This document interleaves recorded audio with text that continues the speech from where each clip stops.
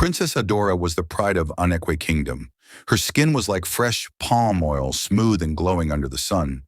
Her voice was as sweet as flute music, and her laughter lit up the entire palace. The people of Unknowingly admired her beauty, her confidence, and how she carried herself like a queen. But those who worked closely with her knew one thing. Adaora never listened. Her father, King Chimobi, loved her dearly. After losing his wife, the queen, during childbirth, Adaora became his world. He made sure she lacked nothing. Her bedroom was the largest in the palace. She had gold beads, silver bangles, the best perfumes from across the seas, and the finest tutors to teach her everything from royal manners to foreign languages. But with all the love and comfort, Adaora grew stubborn. She believed the world belonged to her. If a servant corrected her, she fired them. If an elder warned her, she rolled her eyes. And if a rule was made, Adaora found a way to break it, just because she could. One evening she told her maid Neka, "I don't understand why everyone is always afraid of spirits and taboos. The gods are only strong because people fear them. Me, I'm not afraid of anything." Neka, a young woman from a nearby village, frowned and looked around nervously. "My princess, please don't talk like that. Some things are not meant to be played with." Adaora laughed. "Don't worry, Neka. I am the king's daughter. Nothing can touch me." Little did she know that her boldness would soon lead her to a place even her father's power could not protect her from. It was a bright and cheerful morning in Unknowingly Kingdom. The royal school had announced a cultural festival in the nearby village of Umuaka, and the palace was buzzing with excitement. Princess Adaora and her classmates were selected to attend.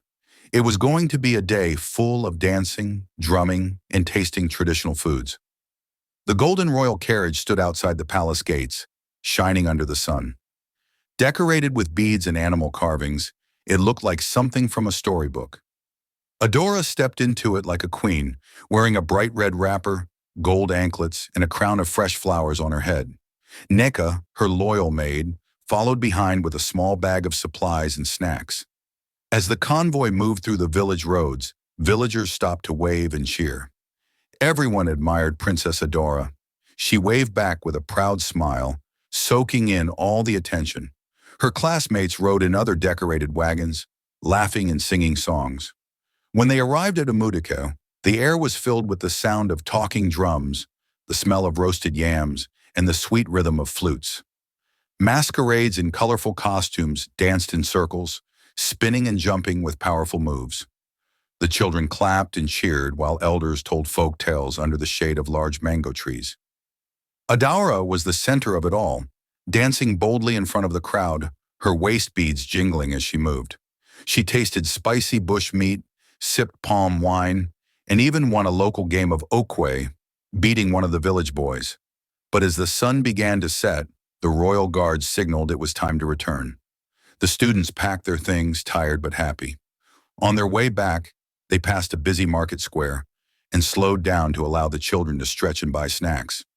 That's when the guards unknowingly parked the royal carriage near the edge of an old graveyard, the resting place of the great priest of Unknowingly. And that was the beginning of the disaster no one could stop. The students stepped out of their wagons, happily stretching their legs and rushing to buy roasted corn, groundnuts, and freshly tapped palm wine from the local sellers. The market square buzzed with life. Laughter, bargaining, and the smell of roasted meat filled the air.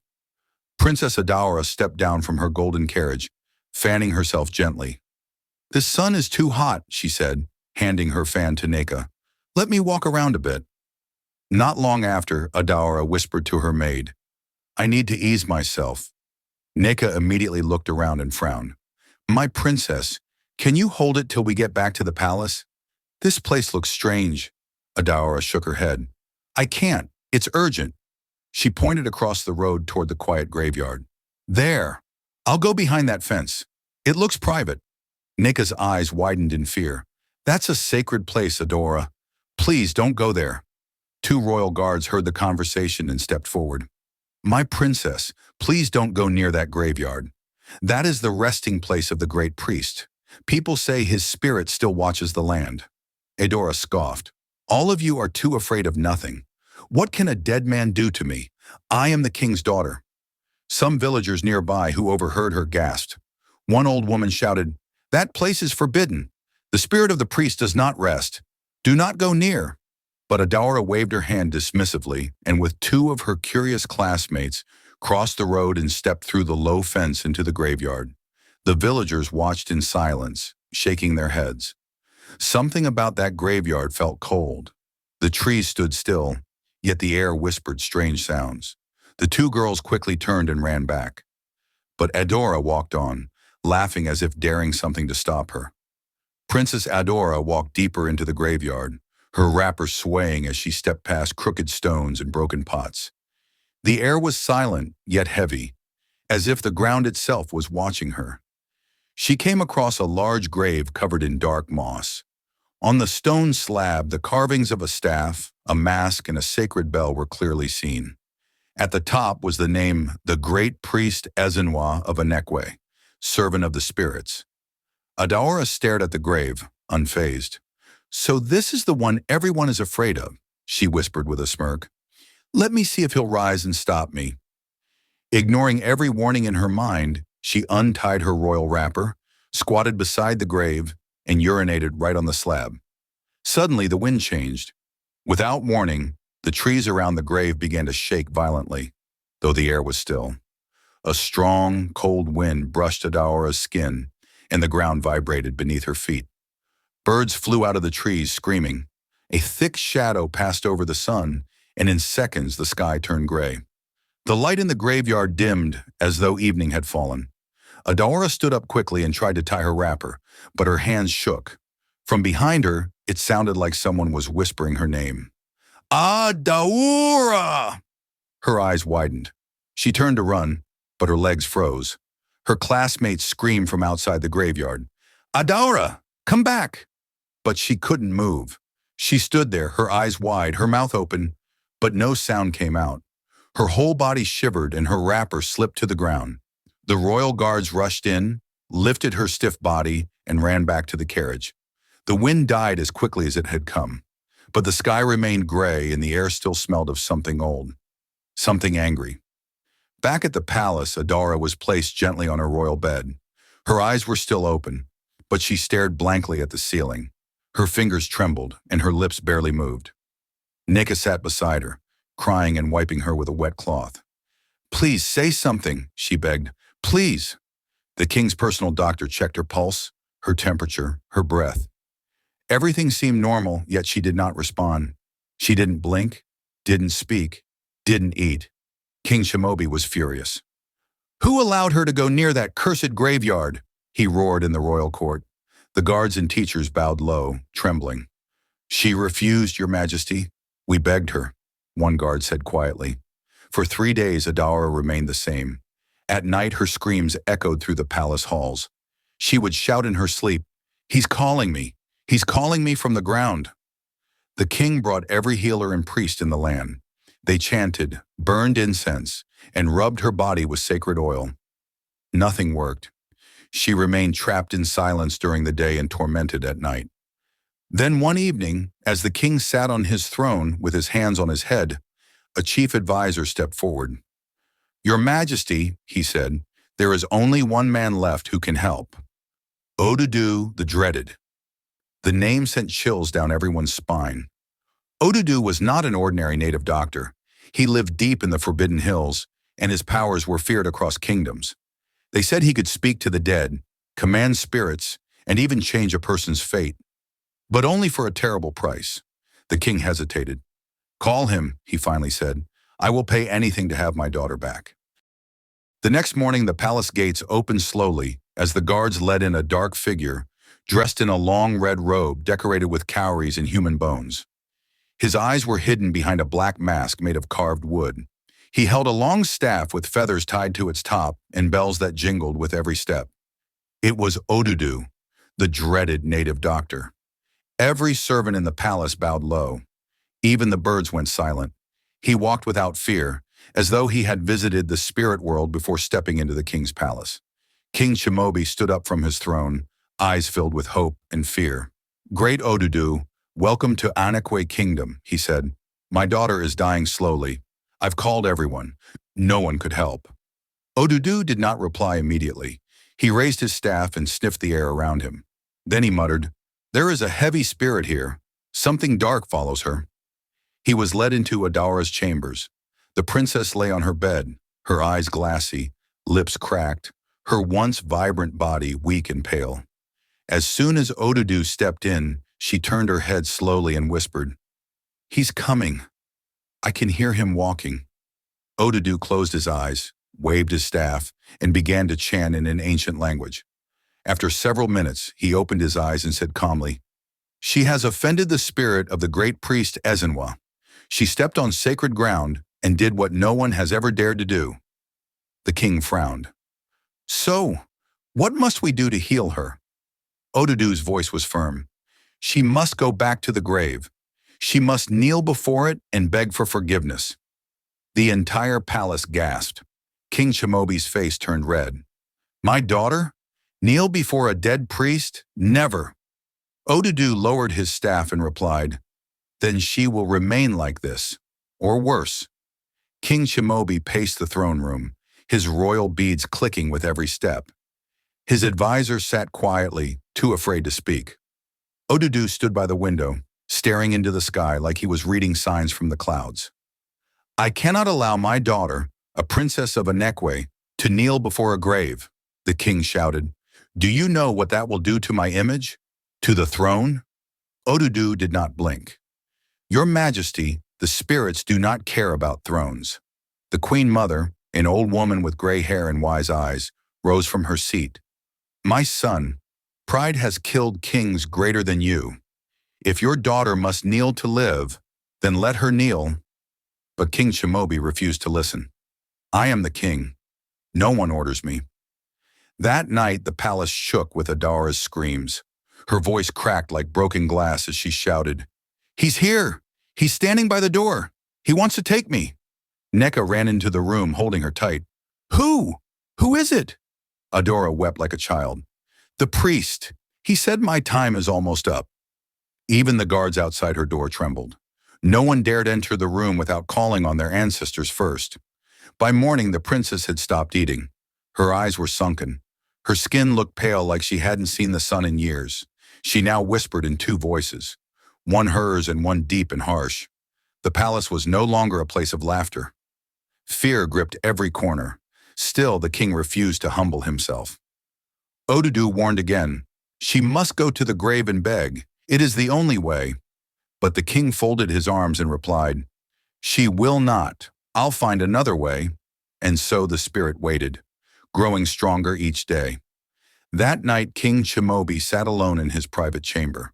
The candles flickered even though the windows were closed. He stared into his cup of palm wine but did not drink. His heart was heavy. Suddenly, the air became cold. The flame of his candle turned blue. The shadows in the room stretched unnaturally. Then, a whisper. "Chimobi!" The king turned sharply. "Who's there?" But no one answered. He stood up slowly. His beads rattled. Then he saw it, a figure standing at the far corner of the room. It wore long black robes and a carved wooden mask with red lines. Its feet didn't touch the ground. The king's knees buckled. "You allowed your daughter to insult me," the voice said, slow and heavy.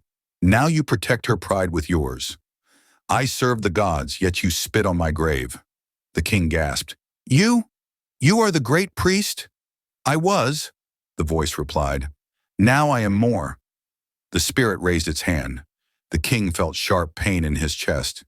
"Do not think your throne will save her. A king who cannot humble himself is no king at all." Then, silence. The spirit vanished. The king fell to his knees, breathing heavily, sweat dripping from his forehead. Morning came, and he looked weak, like a man who had fought death itself. He summoned Odudu immediately. "Prepare the journey. My daughter will go to the grave." The entire palace was shocked, but the decision had been made. Pride was no longer stronger than fear. Preparations were made quickly. Guards, servants, and royal advisors gathered. Neka packed Adaora's belongings while Odudu prepared sacred items: a calabash of river water, white chalk, cola nuts, and a small carved mask. Princess Adaora lay on a mat, barely able to move. Her body was light as feathers, but her spirit felt heavy. Her eyes twitched, and her voice was faint. "Must I go?" Odudu looked at her and nodded. "If you want to live." The royal carriage, this time covered with black cloth, stood outside the palace. Adaora was carefully placed inside. She didn't look like a princess anymore. Her hair was rough, her face pale, and her once bright eyes were dull. The entire palace watched as the convoy moved slowly out of the gates, followed by silent prayers and fearful whispers. The journey back to Umuaka was not the same. No laughter, no dancing. Even the birds seemed quiet. The trees bent slightly as if greeting the presence of something greater. As they neared the market square, the sky grew cloudy. The villagers saw the carriage coming and began to murmur, "She's going to beg the priest. She's going to kneel." When they reached the graveyard, Odudu raised his staff. "No one must enter but the girl, her maid, and me," he commanded. The guards formed a wide circle around the graveyard, holding charms and clutching amulets. The villagers gathered at a distance, watching in silence. Adaora stepped out of the carriage slowly. Her legs wobbled. Neka supported her gently. Her wrapper dragged on the ground. Each step toward the graveyard felt like walking through water. The air was thick. The trees didn't move. The world seemed to hold its breath. At last they reached the gate, and the spirit was already waiting. As soon as Princess Adaora stepped through the gate of the graveyard, a sharp wind blew past her. The air turned icy cold. The sky grew darker, and the clouds rolled above like angry waves. Odudu walked ahead with his staff raised. "Do not fear. Just follow my voice." Adaora held Neka's hand tightly. Her feet dragged, her knees weak. Every tombstone they passed seemed to whisper. Some looked freshly dug, even though they were ancient. Then they reached the grave, the same one, still carved with the sacred staff, the mask and the bell. The grave of the great priest Ezenwa. Suddenly the ground around them rumbled. The trees shook as if trying to pull up their roots. Odudu quickly placed the carved mask on the ground and knelt. "Great priest, we are here to make peace." Adaora collapsed to her knees. "Forgive me," she whispered, tears streaming down her face. "I didn't know what I was doing. I mocked you. Please, please forgive me." The ground cracked slightly. A dark mist rose from the grave. Then from deep inside the earth, a voice came, slow, loud, and terrifying. "Why should I forgive you?" Adaora wept harder. "Because I have learned, I have changed. I came back to kneel, even as a princess." Silence. Then, the mist paused. The spirit's voice echoed again. "If your heart is truly changed, then I release you." The wind stopped. The trees went still. The air warmed. Adaora fainted in Neka's arms. Odudu smiled slightly. "It is done." Princess Adaora woke up slowly. She was lying on a mat inside a small village hut near the graveyard. The sunlight peeked through the thatched roof. Her body felt lighter. Her mind was clear for the first time in weeks. Neka sat beside her, holding her hand. "You're awake," she whispered with joy. Adaora looked around confused. "What happened?" "You knelt," Odudu's deep voice answered as he stepped into the hut. "You asked for forgiveness. The spirit has released you, but your journey is not yet over." "What more must I do?" Adaora asked softly. "You must be cleansed," he said. "If not, a part of the spirit will remain with you forever." Outside, the villagers gathered at the edge of the graveyard. Odudu began to prepare for the final part of the healing. He lit a fire using sacred wood, mixed powdered chalk with bitter herbs, and poured river water into a large black calabash. Princess Adaora was led to the fire. Odudu painted white symbols on her forehead, shoulders, and feet. He broke kola nut and threw it into the flames. Then he poured the water over her head, whispering ancient chants. As the water touched her, Adaora screamed, not in pain but release. Her body trembled. Then she collapsed gently into Neka's arms again, but this time it was peaceful. Odudu looked at the king's guards. "She is cleansed, she will live, but she will never be the same." And he was right. Adaora was no longer the proud, arrogant princess who feared nothing. She was now something else, humbled, shaken, and reborn. The journey back to the palace was quiet and smooth. The villagers bowed respectfully as the royal carriage passed. Some even laid palm leaves on the ground, chanting blessings for Princess Adaora.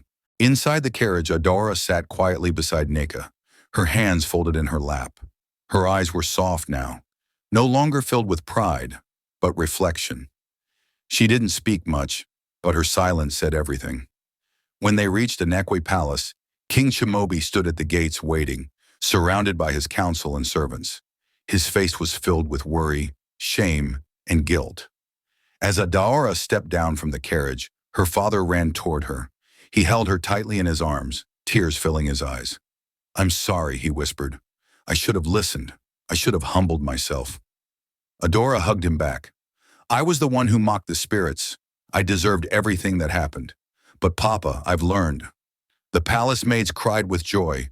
The drummers began to beat slowly, not in celebration, but in reverence. The king raised his hand, and the entire palace bowed in silence. He turned to Odudu. "Thank you for saving my daughter. What do you want as your reward?" But Odudu shook his head. "I want nothing from you. The spirits have already taken their price. My journey here is complete." And with that, Odudu turned, raised his staff, and walked out of the palace. No one dared stop him. The gates closed behind him with the wind singing softly. Days passed, then weeks, and Princess Adaora began to heal, not just her body, but her soul. She no longer shouted at her maids. She no longer mocked the elders or rolled her eyes when people gave advice. In fact, she started listening more than she spoke. She visited the palace kitchen, helping the servants with meals. She asked her tutors questions about her ancestors, about tradition, and about the gods her people worshipped. She wanted to understand what she had once laughed at. One day she walked barefoot to the village square and sat with the elders under the iroko tree. They told her stories of the great priest Ezenwa, how he once healed the sick, stopped wars, and talked to the gods during moon festivals. "I spat on his memory," she said softly, "but I will honor him from now on." The elders nodded. "Even kings make mistakes, but only the wise learn from them." Princess Adaora began organizing cultural events for the children. She taught them how to respect sacred places, how to value their history, and how to never let pride blind their eyes. Soon the entire kingdom noticed the change. She was still beautiful, still royal, but there was something new in her eyes: wisdom. And her father, King Chimobi, watched proudly as his daughter walked into her true calling. One night, just as the moon sat high in the sky, Adaora sat by her window writing in her journal. The cool breeze danced through her room, and the palace slept peacefully. But then she heard it, a whisper. "Adaora." Her hands froze. The voice was not angry, not like before. It was soft, familiar, gentle. She stood up, heart beating fast, and stepped outside to the palace garden. There, under the moonlight, was a figure. Not dark, not fearful, but glowing faintly. It was the spirit of the great priest.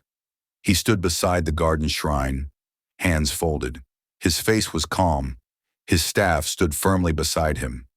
"You listened," he said. "You changed. Now you must protect what others forget." Adaora bowed her head. "I will, Great One." He stretched his hand toward her and said, "From today, you will carry wisdom. You will dream dreams and see visions. The gods will whisper their secrets to you." As soon as he spoke, the wind circled her like a warm hug. The ground glowed beneath her feet. The spirit nodded once, then vanished into the moonlight. Adaora stood still for a while, then slowly walked back into her room. The journey that started with pride had now given birth to purpose. Morning came with singing birds and a soft sun. King Chimobi sat on the royal stool, watching his daughter speak to the crowd in the palace courtyard. Adaora stood in front of villagers, palace staff, and children. She wore a white wrapper, her hair tied with red thread, and cowries around her neck. "Today," she announced, "we honor the memory of the great priest. We build a shrine not to worship, but to remember, to learn, and to respect." The villagers clapped. The old woman from Umuaka, who once shouted warnings, smiled from the back row. King Chimobi stepped forward and placed a royal feather on Adaora's head. "You are no longer just my daughter," he declared. "You are a voice for the gods, a leader of the people." Tears filled Adaora's eyes. For the first time, the throne of Anekwe Kingdom no longer felt like a golden cage. It felt like a platform for truth. She had lost her laughter, faced a spirit, and walked through fear. But she came out stronger, wiser, and full of purpose. The shrine to honor the great priest Ezenwa was built at the edge of the palace grounds, close to the sacred garden. It was simple but beautiful, made from polished wood, clay bricks, and decorated with white chalk symbols. A small staff carved into stone stood in front, just like the one on his grave. At the shrine's opening, a peaceful ceremony was held. Drummers played softly, children sang folk songs, and village elders offered prayers of thanks. Princess Adaora stepped forward and placed a calabash of palm wine before the shrine. She knelt, not out of fear, but out of honor. The people watched silently as the princess poured the wine gently on the ground. "To the spirit who taught me humility," she said, "may your memory remind us to never mock what we do not understand." The villagers cheered. From that day, people visited the shrine not to beg for favors, but to remember their roots. Children asked questions. Elders told stories. The shrine became a place of wisdom and learning, and Princess Adaora became the voice that connected the past to the future. King Chimobi sat more quietly these days. He no longer shouted orders or ruled with fear. Something had shifted in him. One morning he invited the palace chiefs and elders to a special meeting. "I ruled with pride," he confessed, "and it almost cost me my daughter. I now see that true strength comes from listening, not commanding." The room fell silent. Never before had a king admitted such weakness. But instead of shame, what followed was respect. From that day, King Chimobi allowed his council more say in matters of justice and community development. He started visiting the villages more often, walking among the people without guards. He even surprised the palace when he gave up one of his gold thrones to be melted and used to build a school in Umuaka, the village where Adaora's journey began. The people began calling him the king who bowed, and the story of his transformation spread across nearby kingdoms. One night, Princess Adaora had a strange dream. She stood on a high hill, watching the kingdom below her. The skies above turned red, and fire spread across the fields. The rivers dried up, and the sound of crying filled the air. Then the voice of the great priest echoed, "Tell them, warn them, respect the land or it will reject them." She woke up sweating, her heart racing. She knew this was no ordinary dream. At the next community gathering, she stood before the people and said, "The gods are not angry, but they are warning us. We must protect our land. Stop cutting sacred trees. Stop dumping waste into rivers. Stop ignoring the elders." Some mocked her at first, but days later, a rare drought hit a nearby village. Crops failed and animals died. Then they began to listen. The palace supported new laws. Sacred trees were fenced off. River rituals returned. Children were taught the importance of nature and respect for unseen forces. Adaora had now become more than a princess. She was a messenger of balance. The kingdom of Anekwe began to shine like never before. Visitors from far and wide came to see the humble king, the wise princess, and the peaceful people. Festivals were held to celebrate both the living and the ancestors. Drums echoed into the night, not out of fear, but joy. Adaora founded a learning circle where girls and boys studied folktales, herbal medicine, and the power of dreams. She sat among them, no longer above them, but beside them. Neka, once her maid, became her closest advisor and friend.